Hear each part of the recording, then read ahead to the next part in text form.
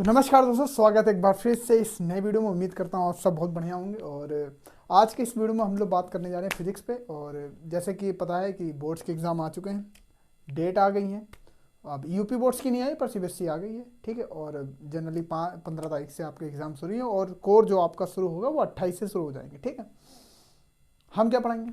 देखिए, जनरली मैं फिजिक्स पढ़ाता हूँ तो मैं फिजिक्स पे ही फोकस करूँगा और ट्राई करूँगा कि आपके एग्ज़ाम से पहले आपका एक फिजिक्स का पूरा विथ न्यूमेरिकल विथ थ्योरी हर एक टॉपिक जो डिटेल में आते हैं और जो बोर्ड्स पूछता है, जो उसका नेचर है, उस पॉइंट ऑफ व्यू से हम लोग पूरा इस कोर्स को पूरा पढ़ेंगे। और उम्मीद करूँगा शायद इससे आपको कुछ हेल्प मिल जाए। और यदि आप कंटिन्यू इसको अच्छे से देख लेंगे, क्योंकि मैं हर एक चीज़ को ट्राई करूँगा आपके लिए सरल बनाने का, ठीक है। और जनरली आपने पढ़ा होगा तो आप इसको एज ए रिवीजन कोर्स भी आप समझ सकते हैं, ठीक है। एज ए रिवीजन भी कर सकते हैं। कोई डाउट हो तो आप नीचे कमेंट में डाल सकते हैं, ठीक है। चलते हैं, शुरू करते हैं। और बढ़िया देखिए, टारगेट देखिए, मेरा टारगेट ये रहेगा कि मैं आपको चैप्टर की डेप्थ को समझाऊं, प्लस उससे रिलेटेड जितने क्वेश्चन पूछें कंपटीशन में या फिर आपके जो सीबीएसई में आ सकते हैं वो, या फिर एनसीईआरटी क्वेश्चन मैं इन्वॉल्व कर लूँगा, ठीक है। तो लेक्चर समझिए और एक बढ़िया कुछ न्यूमेरिकल भी यहाँ पे हम लोग करेंगे। चलिए, तो चैप्टर का नाम देखो, यूनिट रहेगी हमारी इलेक्ट्रोस्टैटिक्स, ठीक है। और उसमें जो चैप्टर है पहला वो है हमारा का इलेक्ट्रिक। अब बहुत किताबों में अलग तरीके से दिया होता है। हम जो बोलते हैं इसको electric field and Coulomb's law, ठीक। जनरली इस नाम से इसको पुकारा जाता है। और भी कई जगह है, कुछ इलेक्ट्रोस्टैटिक्स, कुछ बुकों में सीधे कूलॉम्स लॉ ही दिया जाता है। तो तरीका या फिर बोले टॉपिक सब वही है, कुछ अलग नहीं है, ठीक है। चैप्टर की शुरुआत कैसे की जाती है? देखो, सबसे पहली चीज़ है कि हमें पता होना चाहिए हम किस बारे में पढ़ रहे हैं। जब आप सेकंड पेपर पढ़ते हैं, और मुझे तो उम्मीद है कि आप पढ़ चुके होंगे और रिवीजन के तौर पे देख रहे होंगे, तो मैं ये समझ सकता हूँ कि आपको पूरा पता है। जनरली जब इंटर में हम लोग फिजिक्स पढ़ते हैं तो वो टोटली क्या पढ़ते हैं? फिजिकल फिजिक्स नहीं पढ़ते हैं कि हमारे शरीर से लेना देना नहीं होता, हमारे परिवार से लेना देना नहीं होता, हमारे एटमॉस्फेयर से लेना देना नहीं होता। वो एक्चुअली सर्किट पर डिपेंडेंट होता है। घर में जो सर्किट चल रहे उस पर डिपेंडेंट है, ठीक है। मैग्नेट पे काम करता है, सेमीकंडक्टर पे काम करता है, ऑप्टिक्स क्या होता है, रे ऑप्टिक्स क्या होता है, वेव, इस पे पूरी क्या है, इंटर की फिजिक्स डिपेंडेंट है, ठीक है। इसी में जो इलेक्ट्रोस्टैटिक्स पहली यूनिट आती है, दूसरी यूनिट आप पढ़ेंगे मैग्नेट पढ़ेंगे, जिसमें एसी डीसी आप पढ़ेंगे, ओके। तो मैं थोड़ा सा बता देना चाहता हूँ, फिर धीरे धीरे हम लोग चैप्टर के अंदर इंटर करेंगे, ठीक। इंटरेस्ट होना चाहिए ना, मेन बात है। यदि फिजिक्स है, देखिए फिजिक्स में इंटरेस्ट नहीं होगा, बेकार है आपके लिए, ओके। तो नंबर के लिए तो पढ़ना ही है। नंबर में जितना मैं पढ़ाऊंगा, थोड़े से टॉपिक आप क्लियर कर लीजिएगा, एक बार रिवाइज कर लीजिएगा, उतने से आपका बोर्ड्स का काम हो जाएगा। यही करवाता रहा हूँ पिछले 5-6 सालों से, और बच्चों के आराम से 90+ कर देते हैं। यानी एवरेज बच्चा होगा वो भी 80+ मार देता है। तो अब क्योंकि एक सेट पैटर्न है सीबीएसई का, उसी बेस पे वो क्वेश्चन देता है। चलिए, इसमें बहुत सारे टॉपिक्स, ठीक है। सबसे पहले टॉपिक्स में देखो, इलेक्ट्रिक फील्ड पे बात कर लूँ, अभी बात करूँगा, आराम से, पहले रुक जाओ, अभी बात करूँ। इलेक्ट्रिक फील्ड पे भी बात करूँगा और कूलॉम्स पे भी बात करूँगा, क्योंकि जनरली थोड़े से बढ़िया चीज़ है ना, तो बढ़िया चीज़ को हम लोग थोड़ा देर में रखते हैं। चले, खाने के बाद वैसे भी मीठा आता है। पहली चीज़, पहले हम लोग बात करते हैं इलेक्ट्रिक चार्ज, जहाँ से कहानी शुरू होती है। इलेक्ट्रिक चार्ज हिंदी में से बोलते हैं वैद्युत आवेश, कि हमारे जो यूपी बोर्ड वाले छात्र हैं वो अजीब सा फुल ना करें, ठीक। इलेक्ट्रिक चार्ज सबसे कहानी मेन यहीं से सारी बेस है, सब कुछ यहीं से बनता है, ठीक। इलेक्ट्रिक चार्ज क्या होते हैं? देखो, जनरली हम बोले तो हम एटम पढ़ते हैं, ठीक है। एटम पढ़ते हैं ना, एटम के अंदर हम लोग पढ़ते हैं इलेक्ट्रॉन पढ़ते हैं। क्या पढ़ते हैं हम लोग?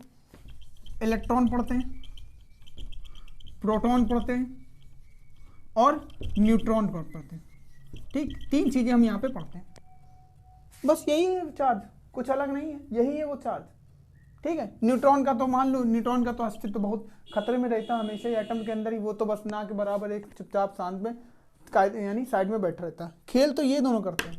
और इसमें भी एक इंपॉर्टेंट चीज है भाई, जब इलेक्ट्रिक चार्ज हम पढ़ते हैं तो चार्ज में भी खेल है ना, एक पॉजिटिव चार्ज और एक नेगेटिव चार्ज। कहते नहीं है भैया, घर में 2 तार, एक पीला और एक लाल, पता नहीं चलता किसमें फेस है किसमें अर्थ है, एक कुछ छूते हैं कुछ नहीं होता, एक कुछ छूते ऊपर चले जाते हैं, ठीक है। तो ये खेल यहीं से शुरू हुआ है, इलेक्ट्रिक चार्ज से। और इसमें भी सबसे ज़्यादा दमदार कौन है भाई? सबसे ज़्यादा दमदार है ये वाला भैया। और यहीं से एक थ्योरी निकलती है जिसे बोलते हैं हम लोग इलेक्ट्रॉन थ्योरी। कौन सी थ्योरी? इलेक्ट्रॉन की थ्योरी क्या होती है, ठीक है। मेनली ये मान के चलो कि पूरी फिजिक्स में इलेक्ट्रॉन ही क्या करता है, मतलब फ्रंट पर रहता है। जैसे बाहुबली में नहीं होते हैं, बाहुबली वो फ्रंट पर रहता है ना, उसका भाई पीछे रहता है। तो हमेशा फ्रंट पे कौन रहेगा? Electron theory. अब इसको हम लोग समझते हैं। तो जो इलेक्ट्रिक चार्ज होता है वो पॉजिटिव, दो टाइप के होते हैं, पॉजिटिव और निगेटिव चार्ज होते हैं। इनका एक्चुअली क्या, इनका बिहेवियर होता है, अट्रैक्शन रिपल्सन का इनका बिहेवियर होता है। जब दोनों को एक साथ रखेंगे तो अभी हम इलेक्ट्रिक डाइपोल भी पढ़ेंगे, परेशान ना हो, तो उसको हम समझाएंगे कैसे ये बिहेव करता है, ठीक है। इलेक्ट्रॉन, प्रोटॉन और न्यूट्रॉन्स होते हैं। अब थोड़ा हम समझते हैं कि इंपॉर्टेंट क्यों है, इलेक्ट्रॉन थ्योरी दी गई, प्रोटॉन थ्योरी क्यों नहीं दी गई, समझो।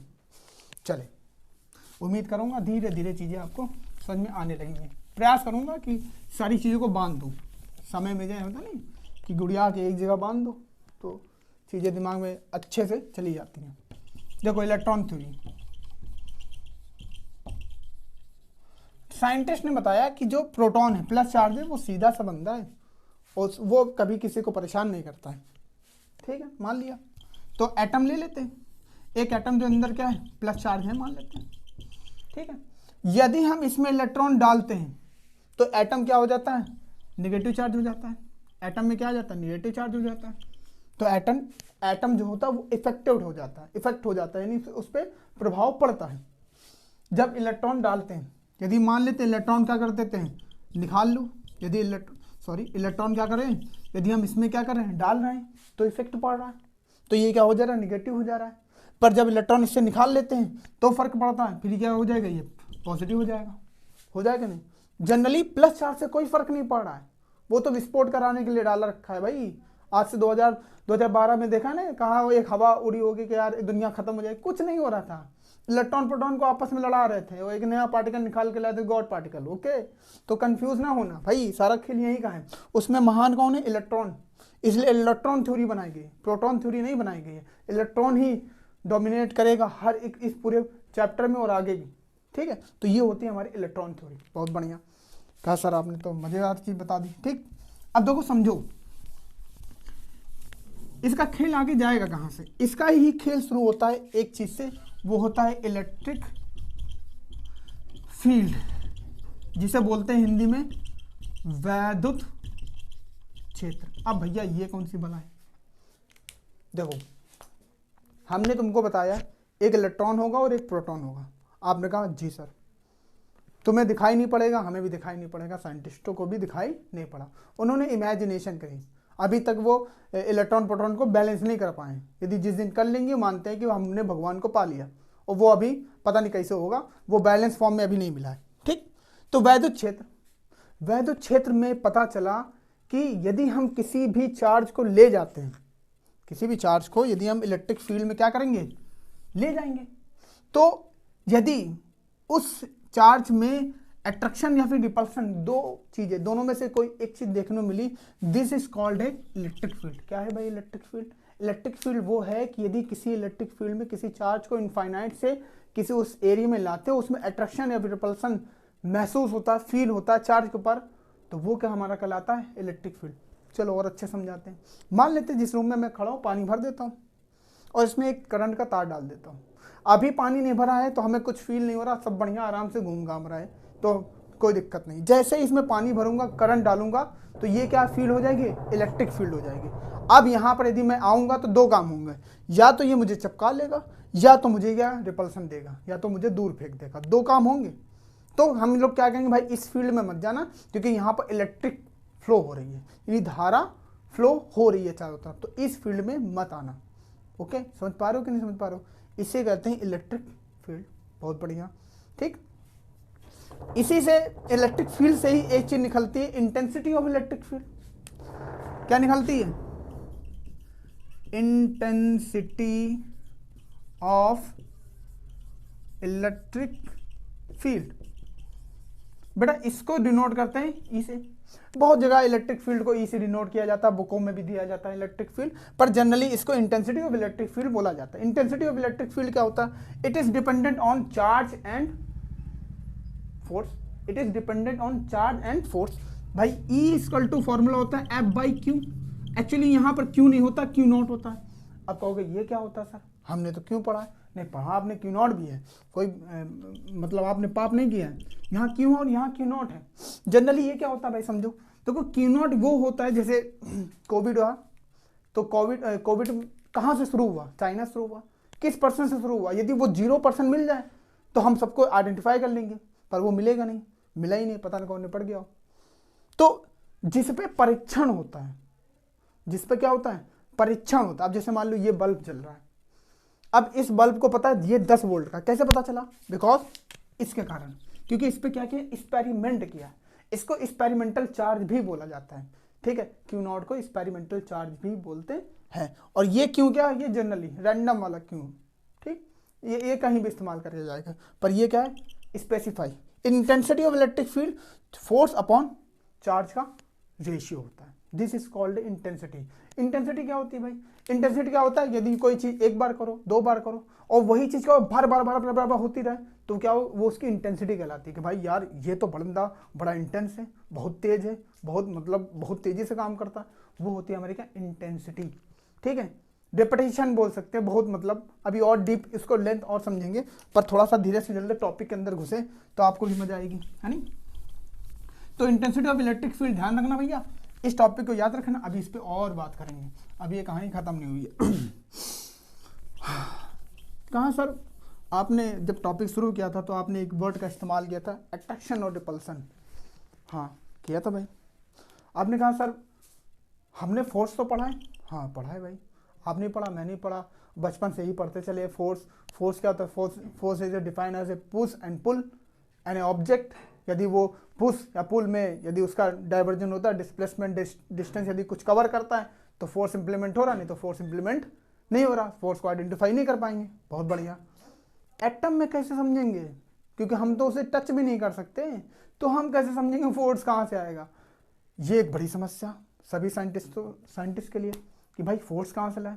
तब उन्होंने कहा, थोड़ा दिमाग लगाया, फिर उन्होंने कहा यार ऐसा है, इमेजिनेशन फोर्स बनाया उन्होंने। तब एक साहब आए, एक बाबा आए सामने, और जिन्हें देखो ये सब मतलब किसी के प्रति मेरा वो नहीं है, बस थोड़ा सा फिजिक्स को इंटरेस्ट देने के लिए ये सब किया जा रहा है, ठीक है। तो कोई मतलब आहत ना हो किसी की भावनाएं। हाँ हाँ, एक साहब आए जिनका नाम कुलॉम हुआ, कुलॉम्स, ठीक। उन्होंने बताया कि यार देखो फोर्स क्या होता है, हर एक के बीच में लगता है। यदि मैं 2 चार्ज ले लूँ, एक पॉजिटिव चार्ज और एक निगेटिव चार्ज मैं ले लूँ, तो इनके बीच में भी क्या होगा? फोर्स इंप्लीमेंट होगा, बट हमें दिख नहीं रहा। जैसे हमारी अर्थ है और सूर्यदेव है, क्या इनके बीच में अट्रैक्शन फोर्स नहीं लग रहा है? लग रहा है। कहा जा रहा है, साइंटिस्ट बोल रहे हैं वो अर्थ को क्या कर रहा है? सूर्यदेव खींच रहे अपनी तरफ, लग रहा है ना। बस वो बहुत बड़ी मात्रा में ग्रेविटेशनल फोर्स की मात्रा में वो यूज हो रहा है, ठीक। तो यहाँ पर पॉजिटिव चार्ज और निगेटिव चार्ज, तो यहाँ पर भी एक फोर्स लगेगा, पर उन्होंने दूसरा तरीका थोड़ा बदला। कहा कि भैया फोर्स तो हमने कैसे पढ़े, F इक्वल टू ma भी पढ़ा, यही तो फोर्स पढ़ा, बचपन से पढ़ते हैं, अरे न्यूटन का सेकंड लॉ यही पढ़ा है ना। कहा कि भाई यहाँ पर मास है, आइंस्टाइन ने कहा हर एक ऑब्जेक्ट का मास होता है, हाँ है भाई। एक्सेलरेशन है, हाँ भैया है, तो ये वाला फोर्स क्यों नहीं इस्तेमाल करो? कुलॉम्स को बोला गया ये वाला काहे नहीं इस्तेमाल करो, या फिर भैया ये वाला इस्तेमाल कर लो, इससे क्या परहेज है, ये वाला इस्तेमाल कर लो, ये वाला काहे नहीं इस्तेमाल करो। इन्होंने कहा ये दोनों इस्तेमाल नहीं कर सकते, ये दोनों इस्तेमाल नहीं कर, हमको अपना बनाएंगे। उन्होंने फॉर्मूला क्या दिया, देखो जरा उनका फॉर्मूला देखो। उन्होंने कहा कि भैया जो फोर्स होगा वो डायरेक्टली प्रोपोर्शनल होगा मास के, ठीक, सॉरी मास के नहीं होगा, मास के तो ऑलरेडी है, फिर तो एटम के, मास के नहीं चार्ज के। डायरेक्टली प्रोपोर्शनल क्या होगा? चार्ज का, और इनडायरेक्टली प्रोपोर्शनल होगा उसके बीच के डिस्टेंस का स्क्वायर। और यहां से इन दोनों इक्वेशन को जब मर्ज किया कूलॉम्स ने, तब एक नया फॉर्मूला बना, F proportional Q1 Q2 upon R square is called a force. इसको बोला है कूलॉम्स लॉ। क्या बोला है? Coulomb's law. और इसको एक थोड़ा सा रेक्टिफाई किया, F proportional K Q1 Q2 upon R square, where K is constant value, जिसकी वैल्यू होगी 9 × 10⁹। बोलो हाँ कि ना। ठीक, जिसकी वैल्यू क्या होगी 9 इंटू 10⁹9। इन्होंने दे दिया, उन्होंने कहा कि यदि दो चार्ज रखे जाते हैं तो दो चार्ज का मल्टीप्लिकेशन, उसमें उन चार्जों में क्या होगा, अट्रैक्शन रिपल्सन होगा, तो चार्ज का प्रोडक्ट फोर्स के डायरेक्टली प्रोपोर्शनल होगा, और चार्ज के बीच का डिस्टेंस बिटवीन चार्ज का स्क्वायर जो होगा वो इनडायरेक्टली प्रोपोर्शनल होगा फोर्स के। दोनों संबल किया, एक नया इक्वेशन बना ये। तो उन्होंने कहा बहुत बढ़िया, आपने एकदम उनको उपाधि दी गई, पर उनसे एक चीज पूछी गई, ये बताओ भैया, बस हमको एक चीज बताओ कि ये भी ठीक है तो इसको आप क्यों नहीं इस्तेमाल कर रहे हो, क्योंकि भैया ये बताओ, ये भी तो मास है, इसका भी तो, चार्ज का भी, इलेक्ट्रॉन प्रोटॉन का भी तो मास होता है भाई। इलेक्ट्रॉन का मास क्या होता है, मास ऑफ इलेक्ट्रॉन कितना होता है 9.1 इंटू 10⁻31, यदि मैं एकदम सही हूँ, ठीक है, ओके। और मास ऑफ भाई इलेक्ट्रॉन का होगा तो मास ऑफ प्रोटॉन का भी होगा, प्रोटॉन का मास 1.67 इंटू 10⁻27, दोनों का मास होता है, दोनों केजी में होते हैं। तो उन्होंने कहा कि भैया ये वाला काहे नहीं इस्तेमाल किया, बस हमको इतना बता दो।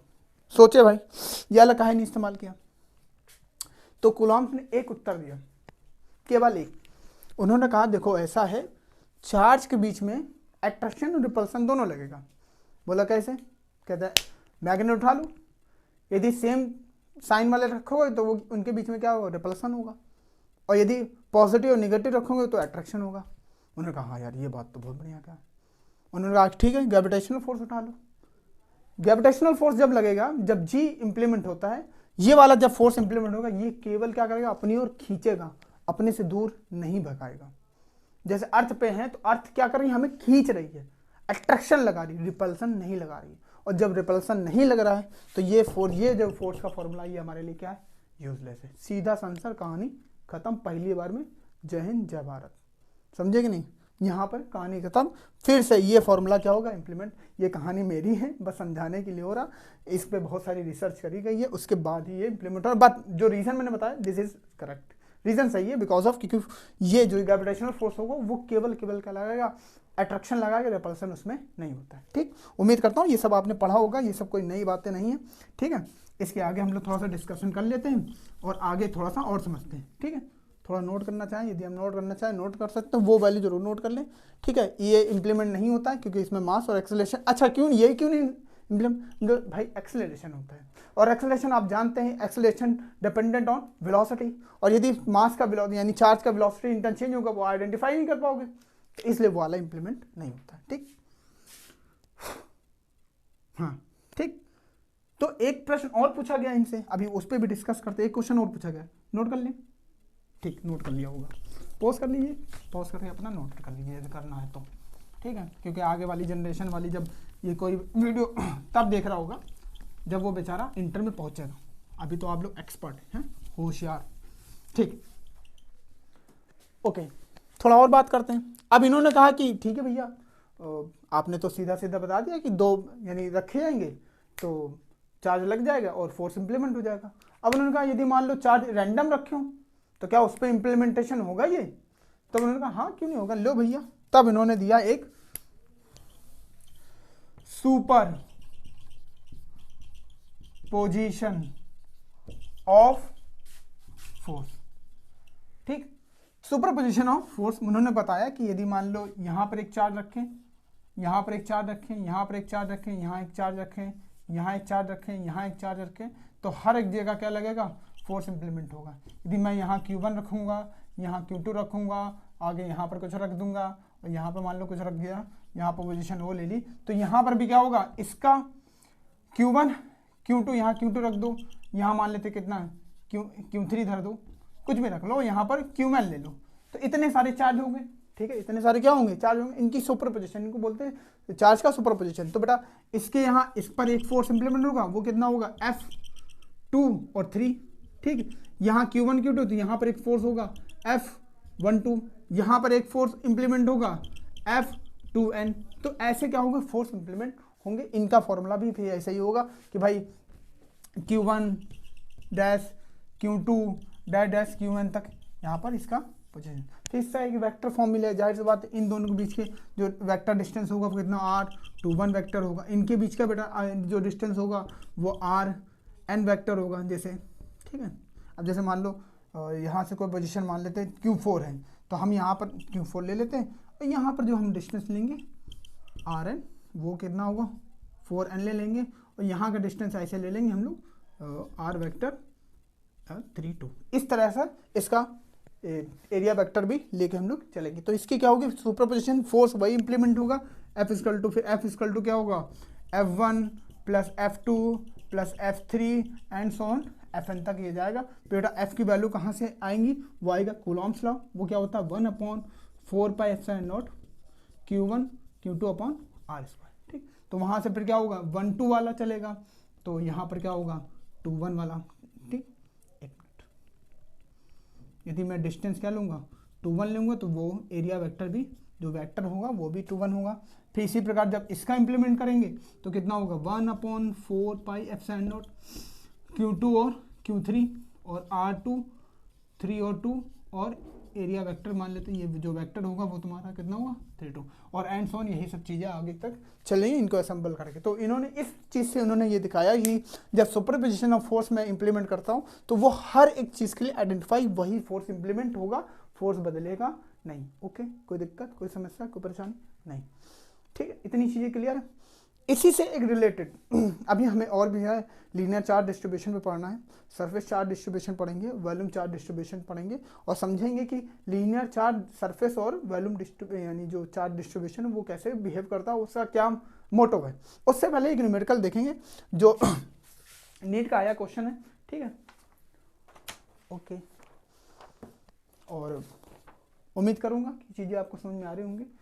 थोड़ी सी कहानी प्रयास करूँगा कि मैं समझाने का अच्छे से अच्छा है नहीं, और जिससे आपको चीज़ें एकदम क्लियर हो जाए। ओके, ख़त्म कर दें, इसको साफ कर दें। हाँ, ओके, डन। अब जरा एक न्यूमेरिकल देखते हैं। जो न्यूमेरिकल है वो सीधा सा सीधा क्वेश्चन पूछा गया बेटा, है नहीं, और वो एक्चुअली वो डिपेंडेंट है कूलॉम्स लॉ पे। कैसे वो बना क्वेश्चन, इस पर हम बात करते हैं। ये क्वेश्चन नीट में आया हुआ है।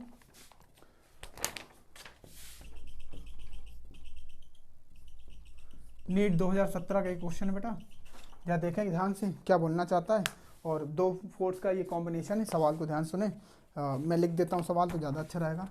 क्वेश्चन बोल रहा है, सपोज द चार्ज ऑफ